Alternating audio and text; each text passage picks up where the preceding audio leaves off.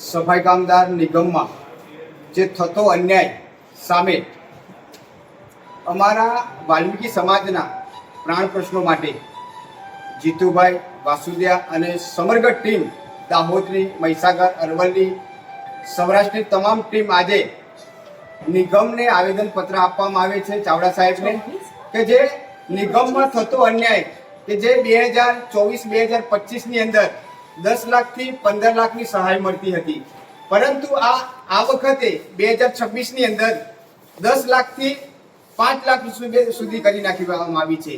એટલે આ જાહેરાત તાત્કાલિક રદ કરવામાં આવે અને અગાઉ જાહેરાત હતી તે પ્રમાણે કરવા માટે અમારી માંગ છે. અને બીજી એક દુઃખભરી બાબત છે કે ગુજરાતની અંદર વાલ્મીકી સમાજને જે જામીનદાર માગે છે નિગમ તરફથી, એમાં ફક્ત ને ફક્ત ગુજરાતમાં જે રાજા રજવાડા વખતે જમીન આપેલી છે એમાં આક્રમિત છે અને ગુજરાતમાં તમામ આઉટસોર્સિંગથી કામ કરે છે. એટલે કોઈ સરકારી જામીન માંગે છે એટલે કોઈ સરકારી નોકરી કરતા નથી, ફક્ત આઉટસોર્સિંગમાં કરે છે. અને જે ગામતળની જે જગ્યા છે એમાં ફક્ત ને ફક્ત આક્રમણ હોય છે.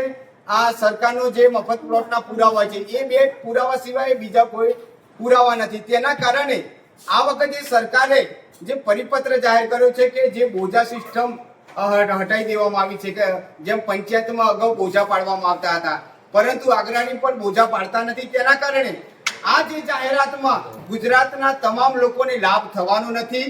એટલે અમારી માંગ છે કે આ જે જાહેરાત છે તાત્કાલિક રદ કરવામાં આવે. અને અગાઉ પણ વારંવાર અમે સરકારમાં રજૂઆત કરી છે કે વન ટાઈમ સેટલમેન્ટ યોજના લાવવી જોઈએ.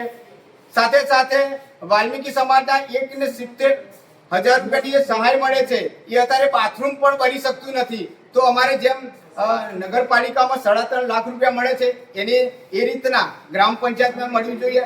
એવી અમારી લગભગ 7 મુદ્દાના અમારા પ્રશ્નો છે. તો સરકારશ્રીને અને નિગમના વિનંતી કરીએ છીએ કે તાત્કાલિક અમારા પ્રશ્નો હલ થાય, કે આવનાર સમયમાં અમારે આ કચેરી સામે બેસવું ના પડે એવી અમારી સરકારને અને તંત્રને વિનંતી છે. જીતુભાઈ બોલો. બીજો